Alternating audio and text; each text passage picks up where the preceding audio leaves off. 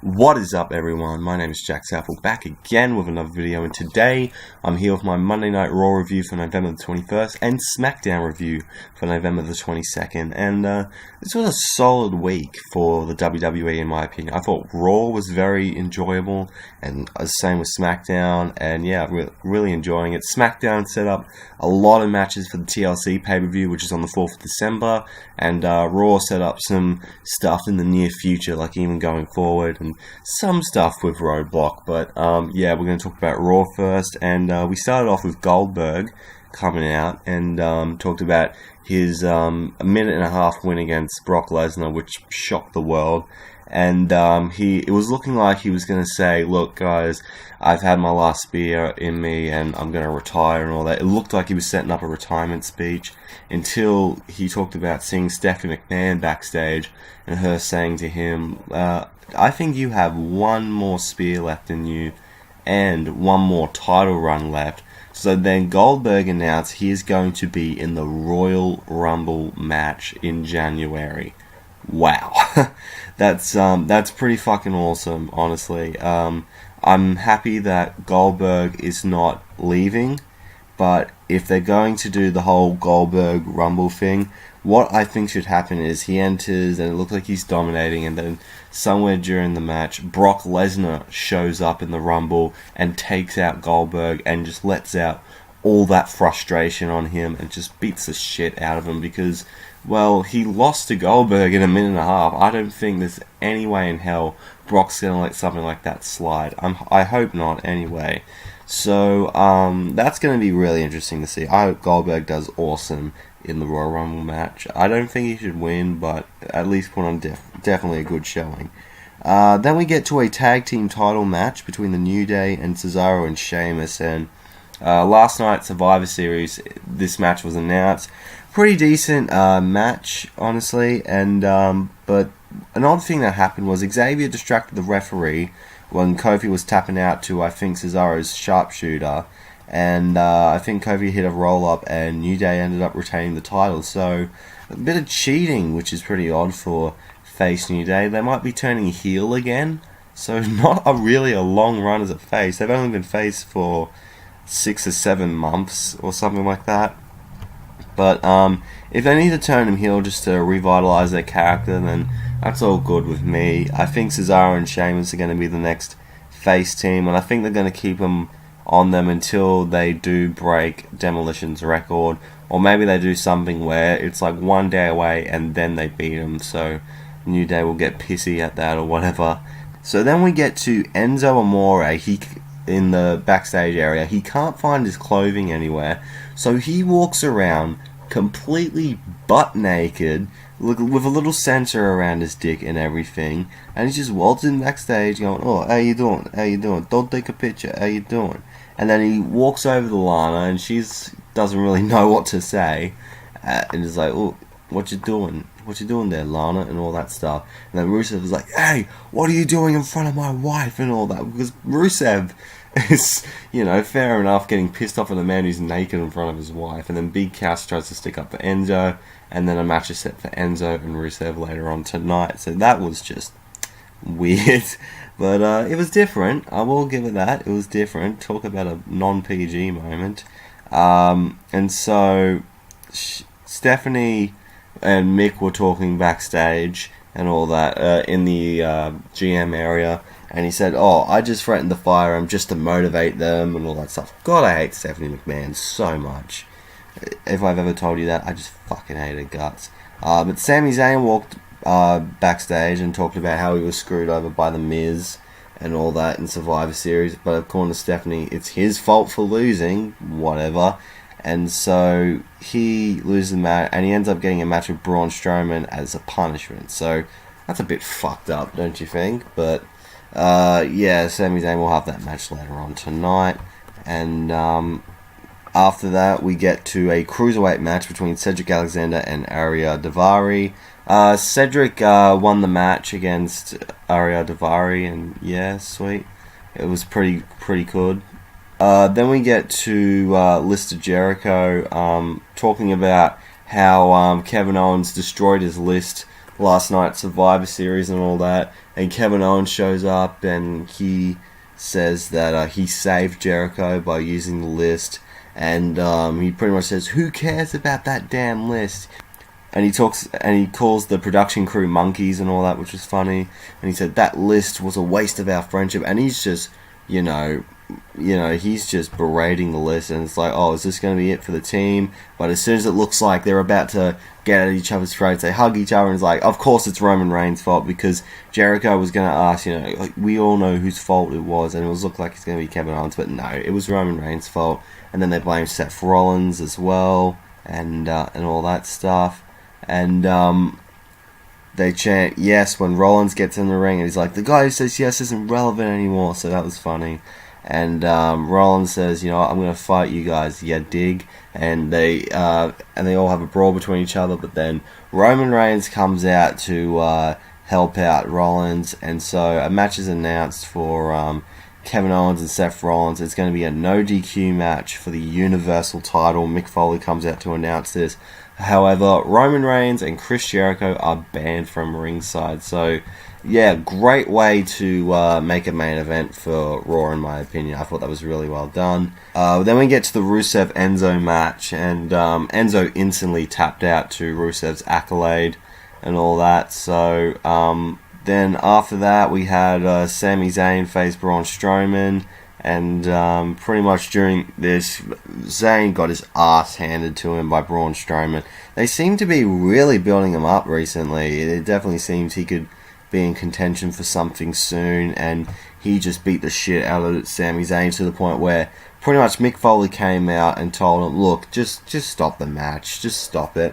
And so that's how Strowman won, pretty much. And then we get to Charlotte coming out with the Women's Championship and pretty much saying to herself, she's the reason why Team Raw won, and how she attacked Bayley afterwards and all that.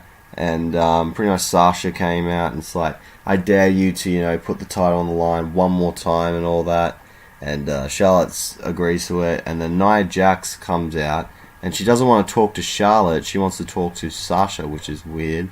And so while Nia Jax is, talking shit to Sasha, Dana Brooke is like, oh, you're going to get your ass kicked, Sasha, and all that, and pretty much Sasha just punches her in the face instantly, and then it's announced with a tag team match, Sasha and Bayley taking on Charlotte and Nia Jax.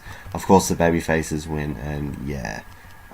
Then we get to a triple threat match. The winner of this would face Brian Kendrick as part of the 205 Live main event for the Cruiserweight Championship. It was Noam Dar, Rich Swann, and TJ Perkins.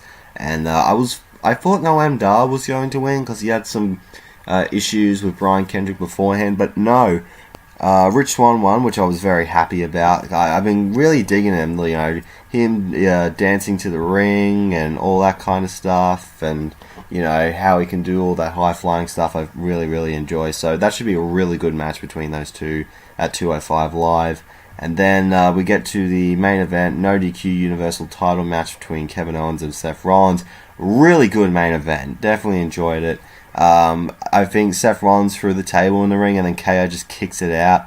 And he did the perfect 10 thing, because the whole thing in Toronto was the 10 chants that was going on throughout the entire weekend, pretty much. And one thing I didn't like, they had a table spot during the commercial break, which I thought was stupid. There was a cannonball into the chair, back body drop into the chair. There was a really cool spot where Seth Rollins' turnbuckle powerbomb, which took Kevin Owens through the table. There was a knee off the barricade, and they fought in the crowd a little bit. And then Seth Rollins jumps off the balcony a bit onto Kevin Owens, which was really sick. But for some reason, there was this fan in the crowd and Sin Cara Master attacks Rollins when they get back in the ring. Turns out to be Chris Jericho, so much for the whole banning thing or whatever. But he gets distracted from that, gets a powerbomb on the side of the apron, and Kevin Owens retains the Universal title. So, really good match, even though the ending didn't really make sense because Jericho was banned at ringside. So, why would he even appear in the match? So, yeah, I thought that was really stupid, in my opinion. But still, overall, Raw was actually quite enjoyable, in my opinion. I actually digged Raw that night, and yeah. Moving on to SmackDown now. Shane McMahon came out to give credit to Team Raw for putting on a good showing, but congratulate Team SmackDown in winning. And he was called out Dean Ambrose because he wasn't happy with them pairing up with the Shield to take out one of SmackDown's own, AJ Styles. But Ambrose brings out James Ellsworth with him, and they announced that James Ellsworth will be getting a SmackDown Live contract. But Dean Ambrose is being asked to leave the building for some reason, probably because he doesn't want to cause anything involving with AJ Styles and all that. And then he thinks that Ellsworth, and then AJ Styles comes out and he thinks that Ellsworth doesn't deserve a contract and all that. And so Shane McMahon's like, you know what, I'm going to make a match. AJ Styles versus James Ellsworth in a ladder match for the SmackDown Live contract. But he's not really sure if he can compete. But Ellsworth is like, you know what, I'll go in there, I'll do it, and all that. So, yeah, that was a really fun opening segment. And Dean Ambrose would show up all across the night trying to get back into the arena, which was just weird. Then we had Maurice and The Miz trying to take photos backstage. But Daniel Bryan thinks Miz humiliated SmackDown Live in the way that he beat Sami Zayn for the Intercontinental title, and he thinks he's going to defend the IC title against Kalisto later on tonight. So, and that match was happening straight afterwards, and it was an alright match. There was a two-pay suicida by Kalisto, of course, and there was some dodgy camera work for some reason, and I think when Baron Corbin interfered to beat up Kalisto, and Miz retained the title. And then right afterwards, Ziggler super kicked Miz when he went to the back and all that. So it was announced that Baron Corbin would face Kane later on tonight, because Daniel Bryan was kind of getting fed up with all of his interferences with Kalisto's matches, which seemed fair. Then we had a Tag Team Turmoil #1 Contenders match. Whoever won this would face Heath Slater and Rhino for the tag titles. So the Hype Bros and the Ascension started out. Hype Bros take out the Ascension. And then Breezango come out to eliminate the Hype Bros. American Alpha eliminate Breezango. And then Vaudevillains come in. They hit a German suplex into a pinfall, and they quickly get eliminated. And then the Usos came in, and that's when stuff started to get really, really good. There was a pendulum backbreaker by the Usos, but Gable was able to kick it out. There was a splash, but Jordan got the knees up, and there was a grand altitude by American Alpha, and they end up beating the Usos.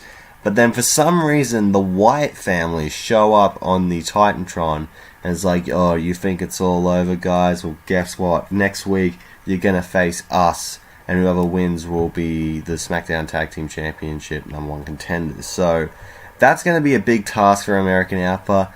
I don't know who is going to represent the Wyatt family. Is it going to be Wyatt and Orton? Or is it going to be, Harper and Wyatt? Like, it's very confusing at the moment, but I'm sure they'll pick some sort of variation of the team. But I think that should be a really awesome match. I think American Alpha can definitely deliver inside that ring, and the Wyatt family are always entertaining to watch. So, yeah, it'd be cool to see. So the Dean Ambrose still trying to get into the arena continues. And he shows up as the Mountie for some reason. And, Shane's like, why the hell are you dressed up like the Mountie? And all that. And so he's pretty much not going to leave the building and all that. So that was a recurring theme happening throughout the night. There was Becky Lynch taking on Natalya and all that. And Alexa Bliss was on commentary. Becky Lynch gets the win with the disarmer, but Alexa Bliss comes out after the match and beats her up. So yeah, we had a couple of matches announced for TLC. There was Miz versus Ziggler in a ladder match for the IC title. That should be a killer match. And there was a backstage segment with Carmella and Nikki Bella. Carmella was kind of talking shit, saying, why does everyone think I attacked Nikki Bella at Survivor Series and cost her out of the match? And then Nikki pretty much says, you know, we all know you're the reason that happened and all that. And so she comes up with the thing where, you know what, at TLC, let's have a no DQ match. So I think that match is going to be the end of their feud. In my opinion, I think that should be where it all ends, because it's kind of been going on for a bit. Then we get to Baron Corbin versus Kane. Of course, Kalisto interferes in this match, and Baron runs away from him, but he gets back in to see if he can get some of Kalisto. But then he hits this RVD Van Daminator with the chair on that, so that was pretty cool to kind of see. And then we get to the main event, AJ Styles versus James Ellsworth in a ladder match. And it looked like James Ellsworth didn't really have a chance, but I had a feeling that Dean Ambrose was going to interfere somehow. James Ellsworth had protection near his stomach area after he got thrown off the stage by Braun Strowman. Dean Ambrose then showed up during the match as the Goon, which was funny. AJ hit the phenomenal forearm on him, and then Ellsworth pushed Styles off the ladder when he was on top. Hits the no-chin music. AJ gets caught up in the ropes. He gets his foot caught up in the ropes, and that's how Ellsworth beats him. So 3 times in a row, AJ Styles has lost to James Ellsworth. So don't really know how to feel about that. But yeah, that was a really interesting end to SmackDown. I'm happy that James got his contract to SmackDown, but it was a bit of a weird show overall, but still enjoyable. And yeah, this will be it for my Raw and SmackDown reviews. I hope you have enjoyed it. If you did, make sure to leave a like, comment down below what you thought of the shows, and if you want to see more from me, hit that subscribe button. You'll be glad you did. Twitter and Instagram is at JackmanLaw31. Thank you so much for watching, and I'm out in 3, 2, 1.